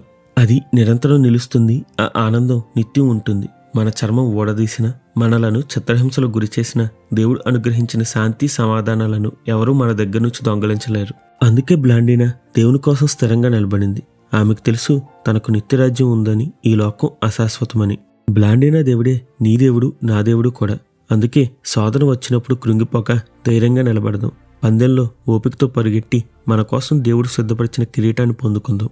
దేవుని నామానికి మహిమార్థంగా జీవిద్దాం. చూశారు కదండి, మరి ఆ రోజు ఉన్నటువంటి పరిస్థితులు ఎలా ఉన్నాయి అని అంటే, క్రైస్తవ్యానికి విపరీతమైనటువంటి హింసలు, ఎన్నో విధంగా వాళ్ళని చంపేవారు, సింహాలకి ఆహారంగా పెట్టేవారు, ఎర్రగా కాలుతున్నటువంటి కుర్చీల మీద వాళ్ళని కూర్చోబెడితే బాగా కాల్చిన కుర్చీ మీద వాళ్ళని కూర్చోబెడుతుంటే వాళ్ళ మాంసం అంతా కూడా కాల్చబడి వాళ్ళు అనుభవించినటువంటి వేదన ఒక్కసారి మనం ఆలోచించాం. ఒక చిన్న గాయం తగిలితేనే, లేదా ఒక చిన్న నిప్పు మనకు తగిలితేనే అయ్యో అమ్మో అనేస్తుంటాం. కానీ వాళ్ళ పరిస్థితులు ఎలా ఉన్నాయో మనము ఇదొక వీడియో చాలండి చెప్పడానికి. ఎంత క్రోధం అంటే వాళ్ళకి, ఎంత కక్ష అంటే క్రైస్తవులు అంటే అలా చంపేసేవారండి. కానీ చనిపోతున్నటువంటి క్రైస్తవులు ఎక్కడా కూడా తగ్గలేదండి. వారిలో ఉన్నటువంటి విశ్వాసం ఎంత గొప్పది అని అంటే ఆ పాప కేవలం 1 సంవత్సరమేనండి వాళ్ళ కింద పనిచేసింది. ఆ పని చేస్తున్నటువంటి కాలంలో స్వార్థను వినింది, క్రీస్తు గురించి వినింది, తెలుసుకునింది, క్రీస్తు ఎంత గొప్పవాడో అర్థమైపోయింది. ఇక తన ప్రాణాన్ని తీస్తుంటే చిత్రవధ చేసి చంపారండి ఆ పాపని. కేవలం ఏదో ఒకేసారి చంపేస్తే ఆ నొప్పి భరించి చనిపోతారనుకోండి. కానీ చుట్టూ ఉన్నటువంటి భక్తులందరినీ కూడా ఒక్కొక్కరినిగా ఆమె ఎదురుగా చంపుతూ ఉంటే ఆమెను భయపిస్తూ ఉంటే బెదరలేదండి. అండ్ ఒక సేవకుడినేమో ఏవండీ ఒక దైవజనుడినేమో కుర్చీ మీద కూర్చోబెట్టి ఆ కాలుతో ఉన్నటువంటి కుర్చీ మీద కూర్చోబెట్టి చంపేస్తున్నారు. కొందరినేమో పులులకు ఏవండీ ఆహారంగా సింహాలకు ఆహారంగా వేసేస్తున్నారు. కొందరినేమో ఏవండీ కత్తితో చంపేస్తున్నారు. కొంతమంది దున్నపోతులకి ఏవండీ మధ్య విసిరేసి ఆ దున్నపోతులతో కుమ్మిస్తున్నారండి. ఇన్ని ఆమె కళ్ళ ముందు చూస్తున్నా గూడా ఏవండీ భయం అనేటువంటిదే ఆమెకు రాలేదండి. ఆ భయమన్నది రాకపోగా ఏవండీ చంపుతున్నటువంటి సందర్భంలో గూడా నేను క్రీస్తుని స్వీకరించాను. నేను క్రీస్తు కొరకే నా జీవితం, నా జీవితం. ఇక నేను దేనికి నేను లొంగను అని ఏంది తను చేసినటువంటి ధైర్యమైనటువంటి ఒక నిర్ణయం అండి. ఎంత గొప్పదో గదా! ఇలాంటి వారి యొక్క జీవితాలను మనం చూస్తున్నప్పుడు ఏవండీ భూమి మీద ఏవండీ బలైనటువంటి సాక్షులు ఎందరో మనకు కనబడతారు. ఇలా భూమి మీద బలైనటువంటి వారు ఎందరో మనకు కనబడతారు. ఇదొక్క శాంపుల్ మాత్రమే. కానీ ఇలా దేవుని కొరకు ప్రాణాలను త్యాగం చేసినటువంటి వారు మనకెంతో మంది కనబడతారండి. మరి అదే బలిపీఠం మీద ఈరోజు మనం గూడా ఉన్నాం. మరి దేవుని కొరకు ఏం త్యాగాలు చేయగలుగుతున్నాము? ప్రాణాలను ఇవ్వమని ఎవరు అడగట్లేదు. కానీ కనీసం దేవుని కొరకు ఏ త్యాగం చేయగలుగుతున్నాం జెప్ దేవుని కొరకు ఎంత దూరమైనా వెళ్ళడానికి సిద్ధపడాలి. దేవుని కొరకు ఎంతైనా మాట్లాడడానికి సిద్ధపడాలి. దేవుని పనిలో ఎంతైనా అంటే మనల్ని మనము వెచ్చించుకొని, మన సమయాన్ని వెచ్చించి వెళ్ళాలి. కానీ ఇది బలిపీఠం అని మర్చిపోకండి. ఈ బలిపీఠం మీద బలి జరగాలి. నీ బలి జరగాలి, నా బలి జరగాలి, మనందరి బలులు జరగాలి దేవుని కొరకు.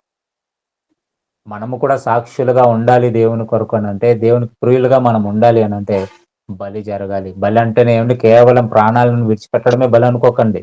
మనం చేసే ప్రతి త్యాగము, దేవుని కొరకు మనం ఖర్చు పెట్టే ప్రతి ఖర్చు, దేవుని కొరకు మనము వెచ్చించేటువంటి ప్రతి సమయము కూడా అది బలేనండి. ఈ భూమి మీద ఆనందించడానికి, సంతోషించడానికి, సంపాదించుకోవడానికి ఎంత సమయం మనకున్నా దానంతటిని పక్కన పెట్టి దేవుని కొరకు మనం ఏది చేస్తున్నామో అదంతా దేవుని కొరకు మనం చేస్తున్నటువంటి బలులే.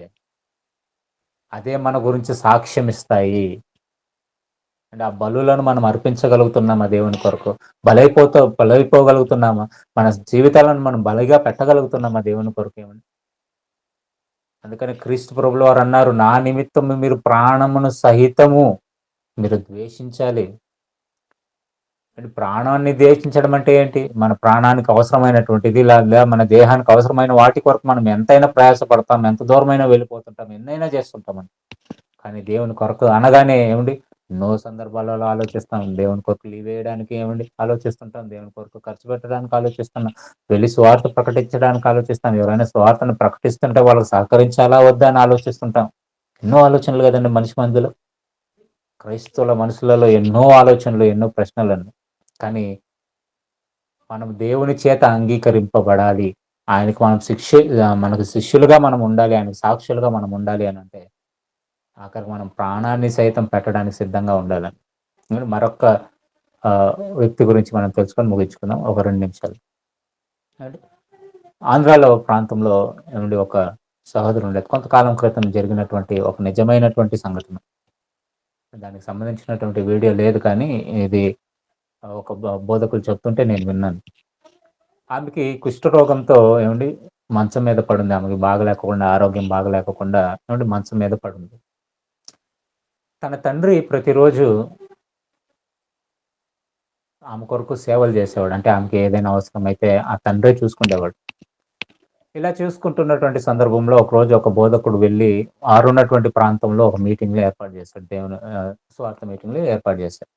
అలా ఏర్పాటు చేసినప్పుడు ఆ తండ్రి ఆ సేవకుని దగ్గరికి ఒక ఉత్తరాన్ని తీసుకొనొచ్చి ఇచ్చాడు. "ఇదిగోయ్యా మా కూతురు ఈ ఉత్తరాన్ని మీ కొరకు రాసింది. దీన్ని ఒకసారి మీరు చదివి మరి ఆమె గురించి మీరు ప్రార్థిస్తే బావుంటుంది" అని అన్నప్పుడు ఆ సేవకుడు ఎంతో ఉత్సాహంగా ఆ లెటర్‌ని చూసి చదివాడు. చదివినప్పుడు ఆ లెటర్‌లో ఏముందనంటే ఏవండీ తన ఆరోగ్యం కొరకు ప్రార్థన చేయమని ఆ సహోదరి రాయలేదండి.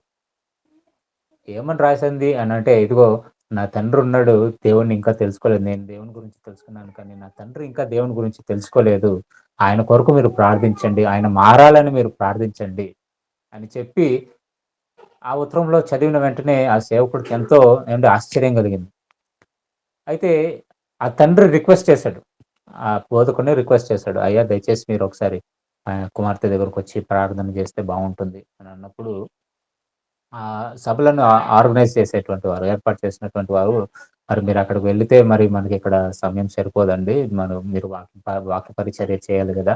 కాబట్టి మీరు వెళితే సమయం సరిపోదు. కాబట్టి వాళ్ళనే ఇక్కడికి రమ్మనండి అని జెప్పి వాళ్ళు సలహా ఇచ్చినప్పుడు, మరి ఇంకా బోధకుడు వాళ్ళకి సమయం ఇచ్చాడు గాబట్టి ఇంకేం చేయలేక, సరేనయ్యా ఇప్పుడున్నటువంటి పరిస్థితులలో నేను రాలేను. తర్వాత ప్రభు చిత్తమైతే ఏదో ఒక సందర్భంలో ఒకరోజు మీ దగ్గరకొస్తాను. మీ కుమార్తె కొరకు నేను ప్రార్థిస్తానని చెప్పేసి మా తండ్రిని పంపించేసాడు. పంపించేసిన తర్వాత ఏం చేశాడంటే ప్రతి నెల ఏవండీ ఈ కుమార్తె ఏం చేసేదంటే ఉత్తరాలు రాయడానికి ప్రారంభించింది ఆ బోధకుడికి. ఆయనకి ఉత్తరాలు రాస్తున్నప్పుడు ఆయన గూడా మరి ఆమెను బలపరుస్తూ, దేవుని గురించి మాట్లాడుతూ కొన్ని ఉత్తరాలు ఆయన గూడా రాయడం ప్రారంభించాడు. అంటే ఉత్తరాలు ఆమె రాస్తుంది. ఆమెకి జవాబులు సేవకుడు రాయడానికి ప్రారంభించాడు. ఇలా ఒక 6 నెలల వరకు గడిచాయి.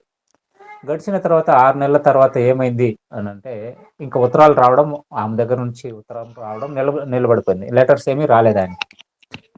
సో, లెటర్స్ ఏమి రాలేదు గాబట్టి, ఇప్పుడు ఆమె ఆరోగ్య పరిస్థితి బాగలేదు గదా! ఒకవేళ ఆమె చనిపోయిందేమో అని అనుకోని ఆయన ఇంకా ఏం ఉత్తరాలు ఆయన గూడా రాయకోకుండా మౌనమైపోయాడు. కానీ మరలా ఇంకొకసారి అదే ప్రాంతానికి సువార్తను ప్రకటించడానికి లేదా వాక్య పరిచర్య కొరకు వెళ్ళాడు. వెళ్ళినప్పుడు ఈసారి ఎలాగైనా సరే వాళ్ళ ఇంటికి వెళ్ళాలి. వాళ్ళ ఇంటికి వెళ్ళి ఆ తండ్రిని కనీసం ఆమె ఒకవేళ చనిపోయున్నా, ఆ తండ్రి పరిస్థితి ఎలా ఉందో చూడాలి అని వెళ్ళాలి అనుకోని ముందుగానే నిర్ణయించుకొని, ఆ ఆర్గనైజర్స్‌కి ముందుగానే చెప్పుకొని ఆ ప్రాంతానికి వెళ్ళాడు. వెళ్ళినప్పుడు వాళ్ళ ఇంటికి వెళ్ళాడు. వెళ్ళగానే అక్కడ ఆ కుమార్తె ఉంది. తండ్రి లేడు. ఎవరైతే ఈయనకు ఉత్తరాలు రాయిస్తుందో ఆ స్త్రీ ఉంది గానీ, ఆమె తండ్రి లేడు. ఆమె ఇంకా రోగం మీద అలాగే పడక మీద ఉందంటండి.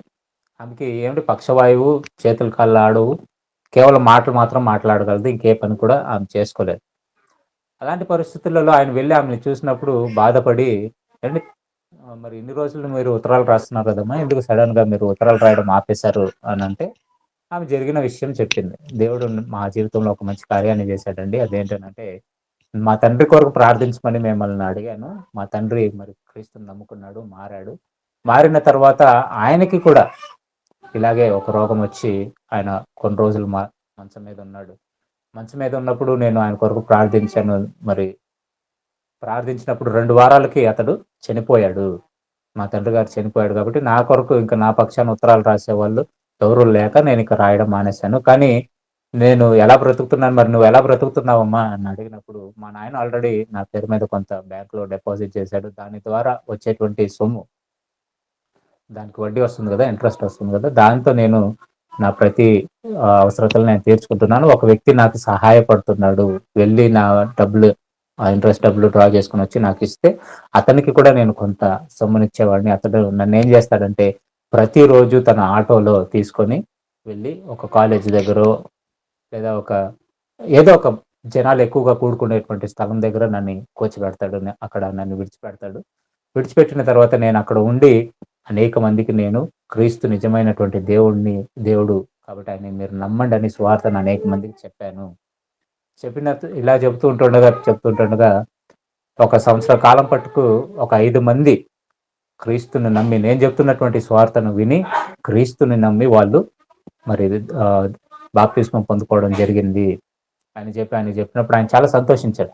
సంతోషించిన తర్వాత మరలా అక్కడి నుండి వెళ్ళిపోయాడు. మరలా ఇంకా కొంతకాలానికి మరలా అదే ప్రాంతానికి వెళ్ళాడు.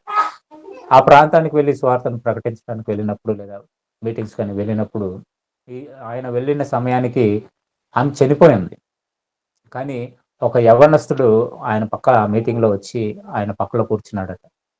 కూర్చొని లీడింగ్ అతనే చేస్తూ ఆయన అన్న మాట ఏంటనంటే, "నా ఆత్మీయ తల్లికి వాక్యాన్ని చెప్పినటువంటి సేవకుడు మన మధ్య ఉన్నాడు" అని పరిచయం చేశాడు. అంటే ఆమె చెప్పినటువంటి సువార్తను విని మారినటువంటి ఒక వ్యక్తి ఏ వ్యక్తి అయితే సువార్తను ప్రకటించాడో ఆ పక్కలో కూర్చొని చెప్పినటువంటి మాట ఇది. ఇది నిజంగా జరిగినటువంటి ఒక సంఘటన అండి. నా ఆత్మీయ తల్లికి నా వాక్యాన్ని నేర్పించినటువంటి నా ఆత్మీయ తల్లికి నేర్పించినటువంటి బోధకుడు నా పక్కన కూర్చొని ఉన్నాడు అనేటువంటి మాట చెప్పగానే ఆ బోధకుడికి చాలా సంతోషించి కళ్ళలో నీళ్ళొచ్చాయట. ఇప్పుడు ఏంటి పరిస్థితి అని ఆయన అడిగినప్పుడు ఆ సహోదరుని యవనస్తుని అడిగినప్పుడు ఆమె చనిపోయిందండి. కానీ ఆమె ద్వారా కొన్ని వందల మంది, వేల మంది రక్షణలోనికి వచ్చారు, క్రీస్తుని తెలుసుకున్నారు, బాప్తిస్మం పొందుకున్నారు, చాలా మంది సేవలో ఉన్నారు అని చెప్పినప్పుడు ఆయన చాలా సంతోషించాడండి. అండ్ ఎందుకు ఇది చెప్పాను అని అంటే, ఏదో టైం పాస్ కోసం కాదు కానీ, చేతులు కాళ్ళు ఆడినటువంటి ఒక వ్యక్తే క్రీస్తు కొరకు అంత చేయగలిగినప్పుడు, స్వార్థ కొరకు అంత చేయగలిగినప్పుడు, అంటే ఎవరో నన్ను చంపేస్తారు, నా పరిస్థితి ఇలా ఉంది, నేను క్రీస్తు గురించి ఏం చెప్పాల్సినటువంటి అవసరం లేదని చెప్పి ఆమె ఇంట్లో కూర్చోలేదండి. మొదటేమో తన తండ్రి కొరకు ప్రార్థించమని కోరింది. తన తండ్రి కొరకు ప్రార్థించినప్పుడు తన తండ్రి మారాడు. మరణించిన తర్వాత ఆమె సువార్తను ప్రకటిస్తూ అనేక ప్రాంతాలకు వెళుతూ ఒక సహోదరుని సహాయం తీసుకొని కాలేజీల దగ్గర గాని, జనాలు ఎక్కడైతే ఎక్కువగా కూడుకుంటుంటారో ఆ మధ్యలోనికి వెళ్ళిపోయి క్రీస్తు గురించి ఆమె చెబుతూ కొన్ని వందల మందిని మార్చగలిగిందండి. మరి అలాంటి స్త్రీ ఇంతమందిని మార్చగలిగితే మనం ఎంతమందికి ఆదర్శవంతంగా ఉండగలుగుతున్నాం ఆలోచించి. మనం దేవుని కొరకు ఎంత దూరం వెళ్ళగలుగుతున్నాం? ఎంతవరకు మనం ప్రకటించగలుగుతున్నాం? బలిపీఠము మీద మనం బలవ్వాలి. ఊరికనే అలా పండుకొని ఉంటే ఏం ప్రయోజనం లేదండి. బలిని అలా పెట్టేసేసి దాన్ని కాలిస్తేనే ఆ సువాసన వెదజల్లి దేవుడు దానిని స్వీకరిస్తాడు. కాబట్టి బలిపీఠం మీద మనం కూడా ఉన్నాం. భూమి అనేటువంటి బలిపీఠం మీద మనము ఉన్నాం. మనము కూడా బలైతేనే, మనం కూడా త్యాగాలను చేస్తేనే, మన జీవితాలను దేవునికి అర్పిస్తేనే మనం క్రీస్తు ద్వారా అంగీకరింపబడతాం. అలాంటి వారే ఇదిగో ప్రకటన గ్రంథంలో మనకు కనబడేటువంటి వారు 6వ అధ్యాయం 9వ వచనంలో. అలా దేవుని కొరకు బ్రతికినటువంటి వారు, కోయబడిన వారు, కొట్టబడిన వారు, రాళ్లతో చంపబడిన వారు మనకు కనబడుతున్నారు. అలాంటి వారే ఆ పరదైసులో అక్కడ ఉండి దేవునికి మొరపెట్టగలరు. కాబట్టి మన జీవితాలు కూడా అలా ఉండాలి. బలిపీఠం మీద మనం కూడా బలిపీఠం మీదనే ఉన్నాం, గుర్తుపెట్టుకోండి. ఈ బలిపీఠం మీద మన బలులు ఎలా ఉన్నాయి దేవుని కొరకు? బలులు చేస్తున్నామా? బలులు ఇస్తున్నామా? మనం బలైపోతున్నామా? లేదా ప్రాణాలకు భయపడి ఏమి చేయకోకుండా మౌనంగా ఉండిపోదాము, మనకేం పర్వాలేదు లేండి, దేవుడు ఆశీర్వదిస్తాడు, మనకు కావాల్సినదంతా కూడా ఇస్తున్నాడు, మనకేం ఇబ్బందులు లేదనేటువంటి ఆలోచనతో ఒకవేళ మనము మన జీవితాలను కొనసాగిస్తే దేవుని చేత ఖచ్చితంగా అంగీకరింపబడమండి. అది అన్య ధూపార్తి అవుతుంది దేవుని సన్నిధిలో. కాబట్టి మనం కూడా అంగీకరింపబడాలి అని అంటే మన ప్రాణాలు దేవుని కొరకు బలిగా అర్పించాలి. కాబట్టి ఈరోజు మీరు ఏం చేయగలరో దేవుని కొరకు, మీ చేతనైనటువంటి పనిని మీరు చేయండి. ఎందుకనంటే సమయం ఎక్కువ లేదు. ఎప్పుడు మన ప్రాణాలు పోతాయో తెలియదు. ఎప్పుడు మన ప్రాణాలు పోతాయో తెలియదు. మంచిగా ఉన్నటువంటి వాళ్ళే మన కళ్ళెదుట చనిపోవడం మనం చూస్తున్నాం. కానీ మన వరకు కూడా ఇంకా మరణం రాలేదు అని అంటే ఇంకా దేవుడు మన మీద ఆశను పెట్టుకొని ఉన్నాడు. ఏదో ఒకటి నా కొరకు చేస్తాడు అనేటువంటి ఆశ మన మీద పెట్టుకొని ఉన్నాడు. కాబట్టి మనకి ఇంకా ఆయుష్ని ఇస్తున్నాడు. కాబట్టి ఈ ఆయుష్ని మనం వ్యర్థం చేయకోకుండా మరి దేవుని కొరకు మన బలులను మనం అర్పించాలని కోరుకుంటూ మరి నా మాటలు ముగిస్తున్నాను. కళ్ళు మూసుకున్నట్లయితే ప్రార్థించుకుందాం. మమ్మల్ని అతి మిక్కిలిగా ప్రేమించినటువంటి మా పరలోకపు తండ్రి, మీ నామానికి మరొక్కసారి వందనాలు తెలియజేసుకుంటున్నాం. ఇంతవరకు నా తండ్రి మీ మాటలను మేము ధ్యానించుకోవడానికి మీరు ఇచ్చినటువంటి శ్రేష్టమైనటువంటి సమయం కొరకు మీకు వందనాలు. అవునా తండ్రి, ఆది నుండి మేము ఆలోచించినప్పుడు నా ప్రభు, హేబేలు మొదలుకొని నేటి వరకు కూడా అనేక మంది నా తండ్రి ఈ భూమి అనే బలిపీఠం మీద మీ కొరకు ఎన్నో బలులను నా తండ్రి త్యాగాలను చేసి వారి జీవితాలనే బలిగా మీ కొరకు అర్పించినటువంటి వారు మరి ప్రకటన గ్రంథంలో మేము చదువుతున్నాం.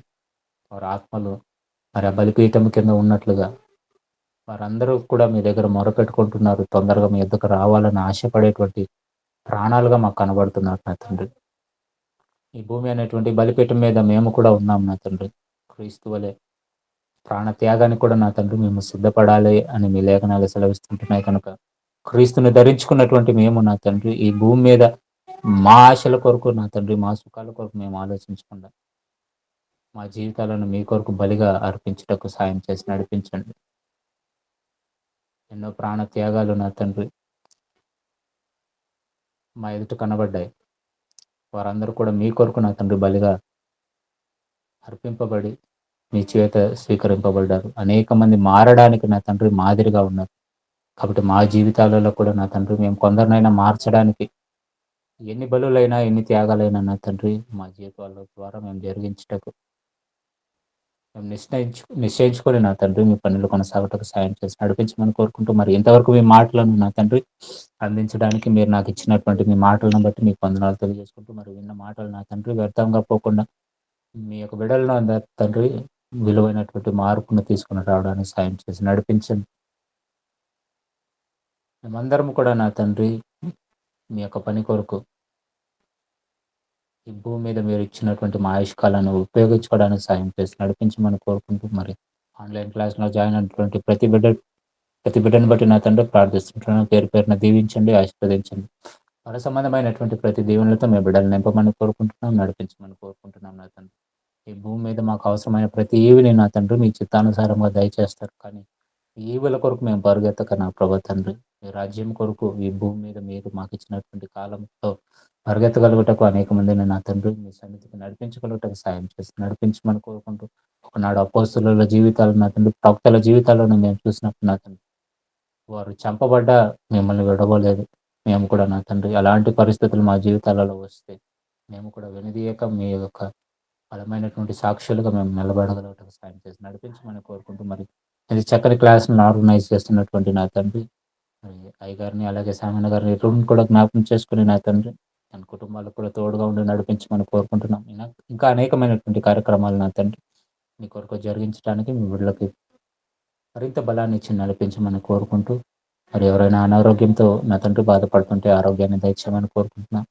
మరి ఈ ఆన్లైన్ క్లాస్లో నా తండ్రి ఉన్న ప్రతి బిడ్డను నా తండ్రి మీ చేతులకు అప్పగిస్తుంటున్నాను నా తండ్రి. వాళ్ళకు ఉన్నటువంటి ప్రతి అవసరతలను మీ చిత్తానుసారంగా తీర్చమని కోరుకుంటూ, మరి మీ యొక్క చిత్తం అయితే మరి ఒక్కసారి నా తండ్రి మీరు మాకు ఆయుష్ను అనుగ్రహిస్తే ఈ విధంగా మీరు మేము కూడుకొని ఆనందించేటువంటి మరొక తరుణాన్ని, భాగ్యాన్ని మీరు మాకు అనుగ్రహిస్తారని ఆశపడుతూ ఈ ప్రార్థన యేసు పరిశుద్ధ నామములో ప్రార్థించి అడిగి వేడుకుంటున్నాం తండ్రి.